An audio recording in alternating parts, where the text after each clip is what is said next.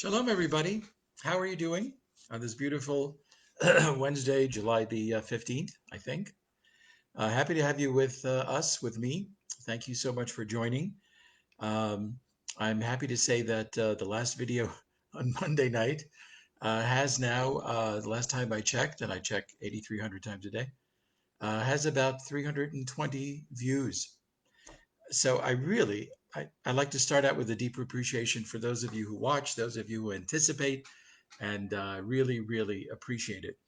Um, so some of you may be saying, gee, you've got a lot of hair on your cheeks and stuff like that. And I would say, well, I have a beard and a mustache, so not a big surprise. However, I usually like to be a little bit more clean shaven, but we are in the middle of the 3 weeks that started less than a week ago, and it's going to continue until the fast day of Tisha B'Av. And there is a no shaving period during this time. So I'm not shaving, period, during this time. I kind of like it. Shaving all the time is can be a little bit tedious, but it's very happy to not have to shave right now. And the hair on my legs is getting there. It's a little long right now. Ready to cut them and send them to Make a Wish. But short of that, I think it's time to start our 5 Eretz lessons in the Torah portion. This week is a double portion called Matot and Maseh. Matot and Maseh. We're going to learn a few lessons from each one, totaling 5. And I hope you enjoy it. And thank you for all the comments you make. I like to say that when I'm on my laptop, I only see, for some reason, I have to find out why. You said that last time and you didn't find out why. That's right. I have to see why it is I can only see maybe 3 or 4 or 5 comments at a time, and then I can't see the rest. When I do it on my phone, I can see them as they're coming in, and in that way I can ignore everybody while I see their names. I'm only kidding. So, thank you again for your comments, for your interest, your anticipation of these lessons, and I really appreciate it. So let's start with the portion of Matot, which literally means tribes, heads of tribes. This is now chapter 30 in the book of Bamidbar, chapter 30 in the book of Numbers, and verse number 2. So, Derech Eretz lesson number 1, it revolves around this idea. Moses, says this following phrase to the heads of the tribes as a message from God. It's not Moses making it up, but quoting God, and he's saying this to the heads of all the tribes so that they can disseminate this message to all the people in their tribe. Very effective, not a telephone, but pretty good. Moshe says, Ish ki yidor neder lashem. If a person takes a vow to God, O hishava shavua le'esor isar al nafsho, or he swears to take an oath to make something prohibited to him or herself, Lo yachel devaro. Do not desecrate your words. In other words, do not delay in keeping whatever oath, vow, or promise that you have made. Lo yachel devaro. We're going to see a little bit sharper what that means. But basically, it means don't dilly-daddle and never keep your promise. Keep your promise as soon as possible and don't desecrate your own words. And then it says, Kechol hayotze mipiv ya'aseh. According to whatever comes out of your mouth, that you should do. Great lesson. So, what is it talking about here? It says either you made a promise to God. For example, I promise I'll take on the following mitzvah, the following teaching of the Jewish people. I promise I will take on the mitzvah of giving tzedakah, giving charity once a day. I promise to keep kosher. I promise to keep Shabbat. I promise to not say lashon hara, not to gossip, etc. So that would be a vow that you make to God, for God, with God, in a sense. Or the other thing that you can do is make a promise of a personal nature where you prohibit something to yourself. For example, I promise I will not have any more ice cream during the coming month. For the next 30 days, no ice cream. Does God care about your having ice cream or not? Yes or no? I don't know. But that's something you make for your own personal benefit. You want to make that ice cream prohibited for you because you've just started a diet And or you've been a smoker and you want to make a vow that for the next 2 weeks I will not have any cigarettes. So that's taking a vow for your own personal benefit, your own personal nature. I now hereby make a vow that I will no longer watch Ilan Adler on these Facebook videos for the next month. Something like that, that would give you great pleasure and great joy. So the bottom line is, don't desecrate your words. That's the word. Lo yachel devaro. Don't delay in a sense of keeping your promises. So what's the Derech Eretz lesson? I don't know that I have to spell it out too much. A mensch keeps her promises. You make the promise and you keep it.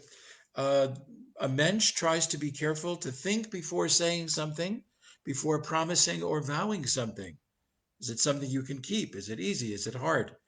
A mensch doesn't act impulsively when it comes to making promises or vows. A mensch, Derech Eretz, thinks carefully about what they're going to say and what they're going to make as a vow or a promise. So the words lo yachel devaro. The word yachel can be like the word chol, which means mundane, non-holy. Don't make your words unholy by not keeping your promises. Don't make your words mundane. And of course, tonight or today is Wednesday and tomorrow's Thursday. So don't make your words mundane. Don't make your words ordinary. Don't make your words, by not keeping them, words that will become easily dismissed. Don't make your words trite or lifeless. Don't make your words unreliable. Don't make your words not trustworthy. Because you know the old saying that I made up just a few hours ago, break a promise once and you become less dependable. Break a promise twice and you will be easily dismissible. And that's what the Torah is warning people about, not just going out and making 500 promises or vows. Let your word be your bond. Somebody said that, I don't know when, but that's a pretty famous phrase. Let your word be your bond. Whatever you promise, whatever you say from your mouth, whatever emanates, keep it. Keep it so that your words don't become cheap in the eyes of other people. I'll tell you what I do when I say, "Oh, I'll meet you at 7." Now, is that a vow? Is that a promise? Is that what the Torah is talking about? I don't know. So, in order to make sure that it's not a vow, I will say, I will meet you at 7, in Hebrew, bli neder, which means without making a vow. Bli neder, I'm not making a vow. Or I will say, im yirtzeh Hashem, God willing. If God wills it, I will see you at 7. Please God, I will see you at 7. So these are kind of ways that I use to make sure that I'm not making any kind of a vow that I don't want to make. And maybe that will be helpful to you. Just want to say that in less than 3 months, we're going to be either in the synagogue for Kol Nidre night on Yom Kippur night, or we'll be at home praying on our own, or whatever we're going to be doing. Kol Nidre, right? The big night of the year. Beautiful music, choirs, cantor, the whole thing. We stand, we hear a melody, a haunting melody. What is Kol Nidre about? That paragraph that's mostly in Aramaic. What's it about? It's about annulling our vows and promises. It's exactly about this message. So that's Derech Eretz lesson number 1. Derech Eretz lessons number 2 and 3 are going to come from the same episode, which is found again in the portion of Matot, the first of 2 portions that we read this coming Shabbat. You're going to find that in chapter 32, verses 1 through 33. It's a very, very long episode. I'm going to summarize it here as best as I can.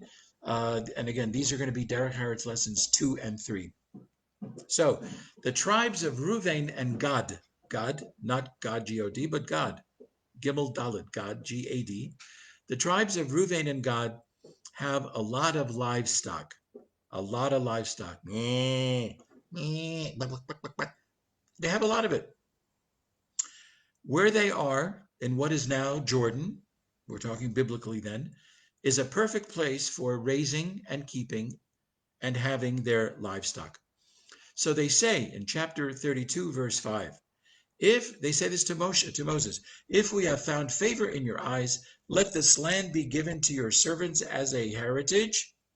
And now here come the words. Al tavirenu et hayarden. Do not bring us across the Jordan River. Did you hear that? This is their request. Leave us here. Do not bring us across the Jordan River to the promised land, Eretz Yisrael, land of Canaan, the Holy Land. Don't bring us there. Okay? Wow. If you were Moses, what would you say? How would you feel about that? How big a gasket would you be blowing at that time when you hear two whole tribes saying, we don't want to go? We have to understand the context of this whole thing. Moshe is told by God on several occasions, you cannot cross into the land of Israel. He wants to go into the land of Israel. He craves it. He loves it. He wants to be there. He wants to keep the commandments that can only be kept in the land of Israel. And he can't go. He's barred from going. And here are two of the 12 tribes that say, we don't want to go. So he can't go and he wants to go, and they can go, but they don't want to go. He can't enter and they refuse to enter. If you were Moses, what would be your reaction? So Moshe's reaction is to say something about how he feels about this, and then he's going to start to negotiate. His response is forceful and critical. It's too long for now, but a couple of highlights. He says to the tribes of Reuven and Gad, do you remember the last time a group of people said we should not go into the land of Israel, and we were punished to be here in the desert for 40 years? This is the 40th year. Exactly because of what you say now, don't bring us over into the land, is exactly why we've been here for 40 years.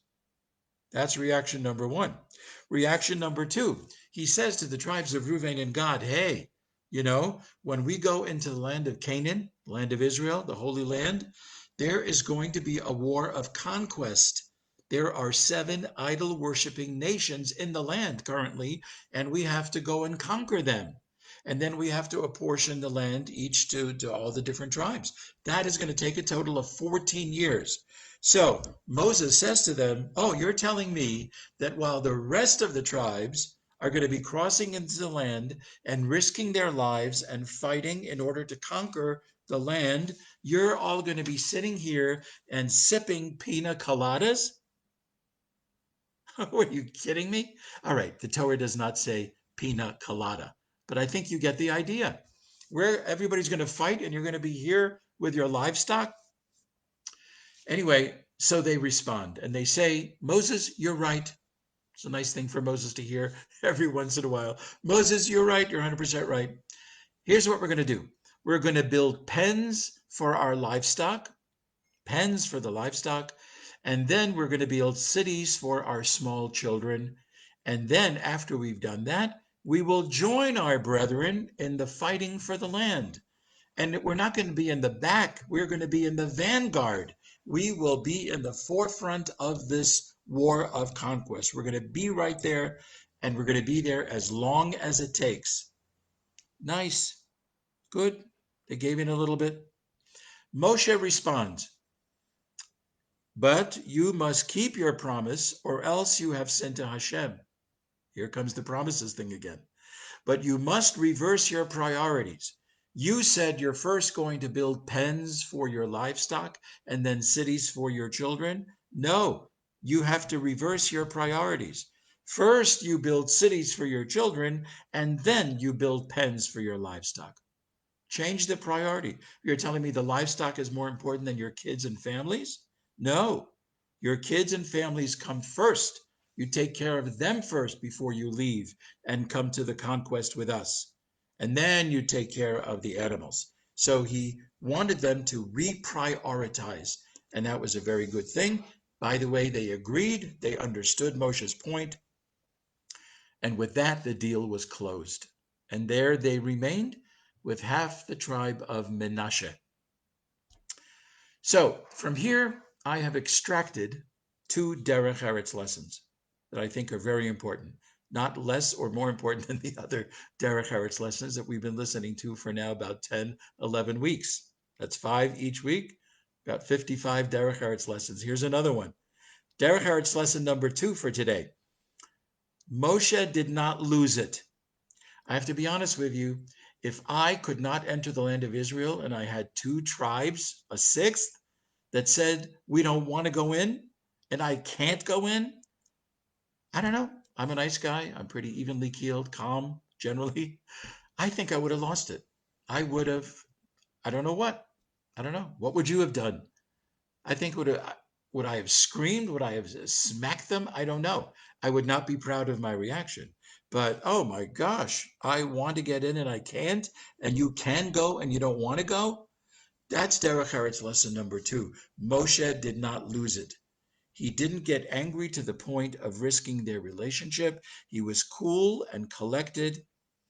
And I think that's a very important Derech Eretz lesson. Just when something is about ready to get your goat, just when you're ready to plot and scream or break something or have a whole to-do with somebody, you grab yourself,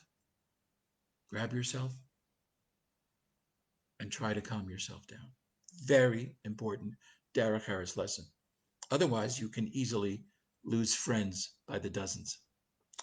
The third Derech Eretz lesson, drawn from this episode still, is that Moshe taught them how to reprioritize.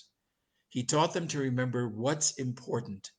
Don't forget the focus. Don't forget the emphasis. Whatever you're doing, whatever you're involved in, career, job, family, hobbies, travel, whatever it is, remember the goal. What is the goal? And remember where to put the attention.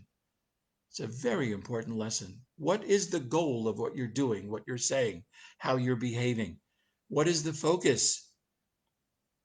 And try to keep your eyes on that.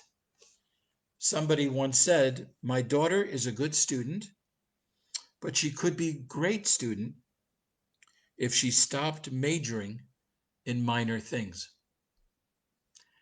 Ask yourself, I'll ask myself, how often do we do that? Where we major in minor things and we kind of lose sight of what is important in our endeavors. What is our focus during this coronavirus?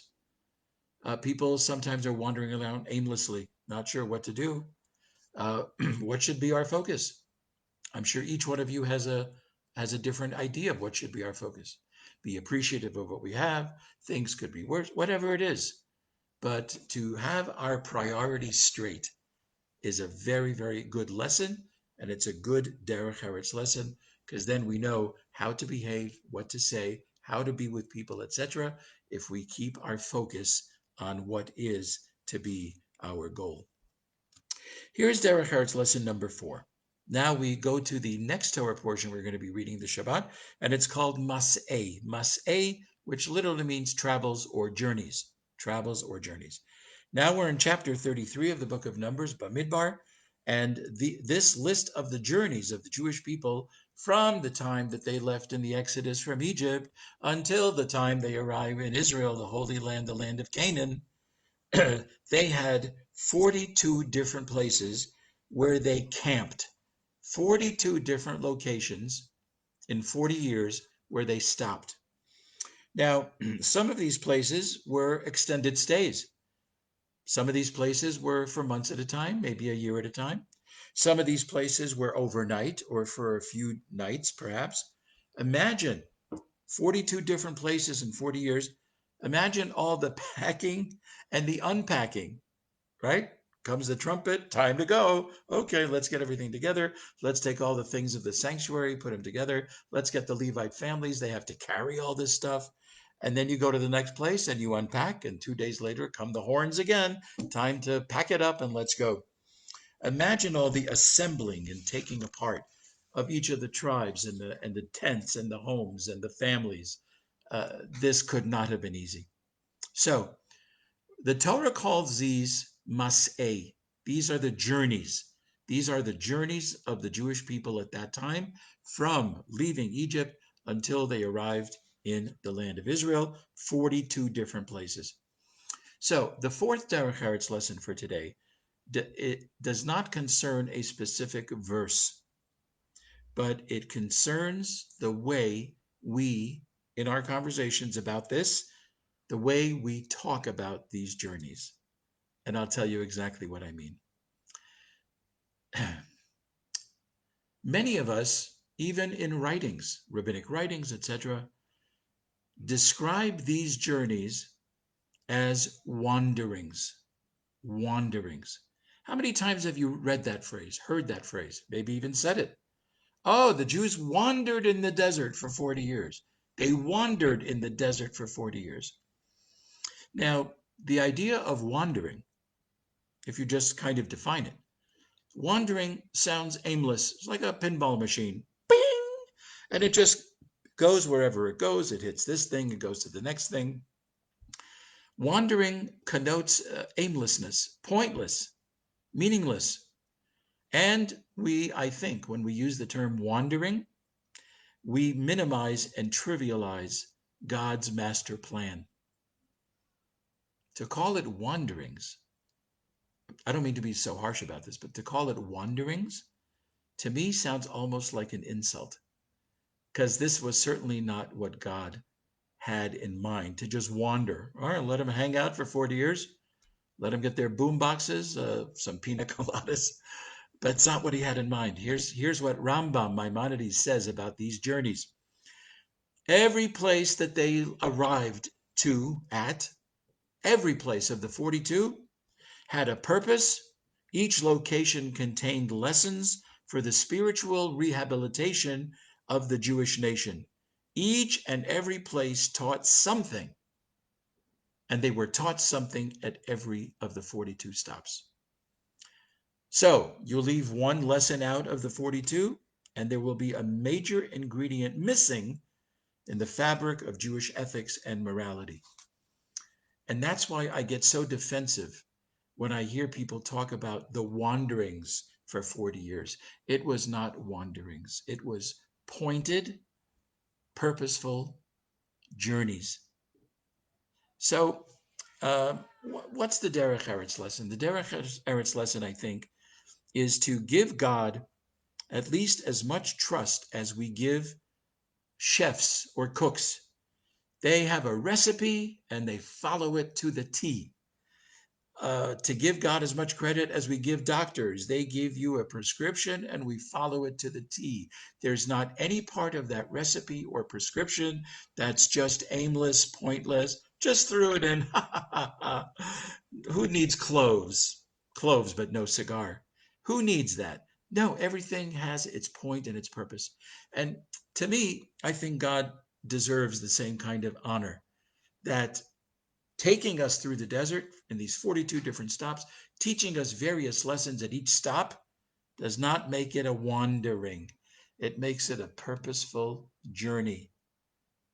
And I think that's very, very important Derech Eretz lesson to remember.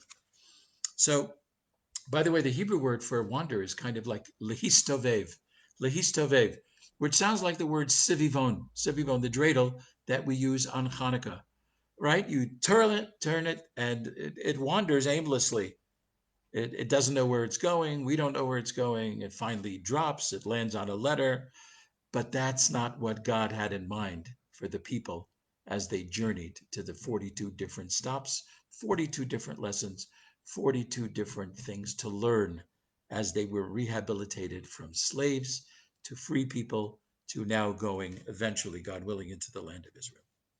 So here's the last one for today, the Derech Eretz lesson number 5. This you'll find in chapter 33, verse 8 in Bamidbar, also in the portion of Masei. And it says the following. It lists all the travels, the 42 different stops.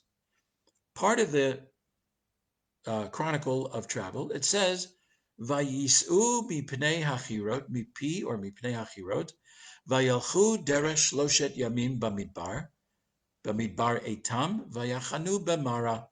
They journeyed from Hachirot, it's a certain place. They went on a 3-day trip in the wilderness of Etam, And they encamped in a place called Marah. Marah. They journeyed from Marah and they camped in Elim, another place. Did you notice the Derech Eretz lesson? It's hard to pick it out, but I'm going to shine a light on it for you because you kind of almost have to see it in the words. The Derech Eretz lesson is embedded in the end of one verse and the start of the next. Vayachanu b'Marah, they finally came and they encamped in Marah. The next verse begins, Vayis'u me Marah. And from Marah, they went from there to their next location. So the end of one verse, they camped in Marah. The beginning of the next verse, they left Marah, is our Derech Eretz lesson number 5. And you say, what is the lesson? We would get the lesson if we understood what the word Marah also means. Not just a location, but the word Marah also means bitter, bitter, mar, the word mar, bitter, Marah, bitter. So this is how I see it. In our journeys in life, we can encamp in Marah. We can encamp in bitterness. Name a life that doesn't have various kinds of bitterness, disappointments, sorrows, griefs, and we can encamp in Marah. And we can stay in Marah, and staying in this encampment called bitterness can have some positive effects. We recognize what is painful and what is hard. It's good to recognize it, pinpoint it, name it. We realize that we're in a very hard and a very painful place. It's good to know it and not to shoo it away and say, I'm okay, I'm okay. No, if I'm not okay, I'm glad to say I'm not okay. And there's great benefit in that. But when we encamp in Marah for a long, long time, it's not good for us. And so we need to encamp in Marah. And the very next verse says, Vayis'u me Marah. They encamped in Marah and then they left the bitterness. They were there for a while and then they left the bitterness. And to journey away from the harshness and the bitterness, to see things differently, to perhaps imagine our lives better and sweeter, to thank God for the many blessings that we have, even while we might be in pain. These, I think, are very important Derech Eretz lessons to ourselves, to ourselves. Vayachanu b'Marah, they encamped in Marah. We can encamp in bitterness because sometimes we need to do that. And then we hope that God gives us the strength, Vayis'u me Marah, that we can also go away from the bitterness. We can also leave the encampment of bitterness. Dear friends, these are the 5 Derech Eretz lessons for the Torah portions read this coming Shabbat, Matot and Maseh. And here's what we say at the end of each book of the 5 books of Moses. We say, at the end of the Torah reading, the congregation stands, and we say in unison, out loud, Chazak, Chazak, v'nitchazek. Let us be strong, let us be courageous, and let us strengthen one another. And so I leave that blessing to each and every one of you, that we should be strong during this time, we should be courageous during this time, and we should try to strengthen one another at this time. So have a great week, everybody. Thank you very much for being here. Thank you for your comments, which I'll read a little bit later, and God willing, respond to everything and everybody's comment, maybe answer some questions if you have any.